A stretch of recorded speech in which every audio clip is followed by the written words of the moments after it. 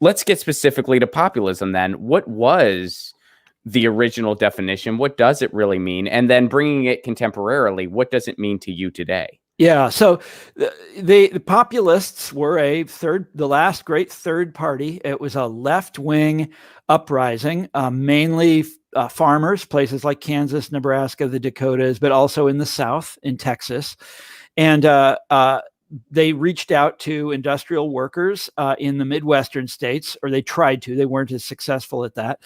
They tried to build cross-racial alliances with Black farmers in the South. Again, not all that successful. In fact, it ended in disaster, but they tried at first. And they had a bunch of success when they first got going. By the way, it was a reform movement. What did they want? They wanted farm programs. They wanted the government to nationalize the railroads or control the railroad monopolies in some way.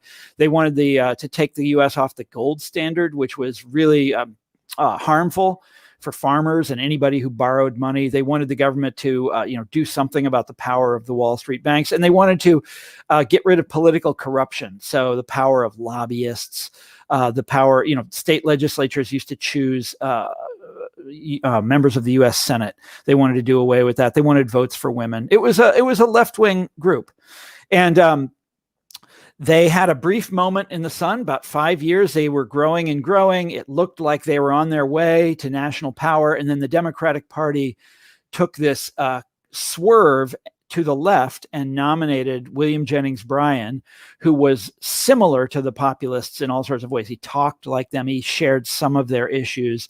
And the populists said, they met in their convention. They said, well, he's not with us on everything, but he's with us on the biggest issue of them all, which was this issue of the gold standard, the currency. And so they signed up with him. They got on board.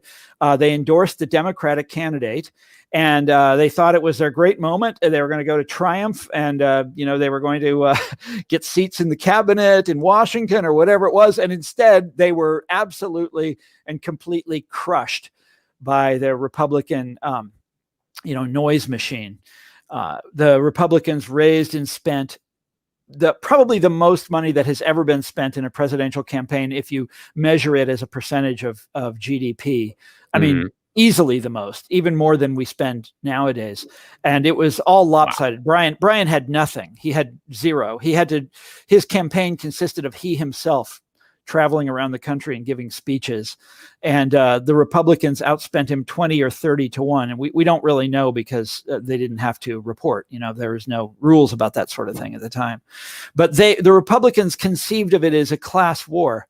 As like that magazine I just showed you, the cartoon in there is basically, this is an uprising of the foolish lower orders against, us, the people in New York, the people who control the economy, the people who understand how everything is supposed to run. And it was this great sort of gathering of the elite tribes of America. The economists and the academics came together with the society preachers and the tycoons and the newspapers, all the great publications of the era, to attack William Jennings Bryan and to deride him as, this longing for mob rule, this uprising of these sort of rural idiots who didn't understand, modernity and that kind of thing. And they beat him. And the word they used to describe the folly of Bryanism was populism. So they took this word that the populists themselves had invented, and they redefined it as mob rule, this uprising of the unfit, people who are psychologically ill. And that's how they redefined it. And that redefinition sort of refracted over the decades is what stuck.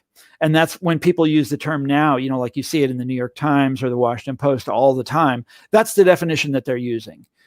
This one that they take from the Republican campaign, this extremely right-wing campaign of 1896. The world works in strange ways, Mr. Ron Placone.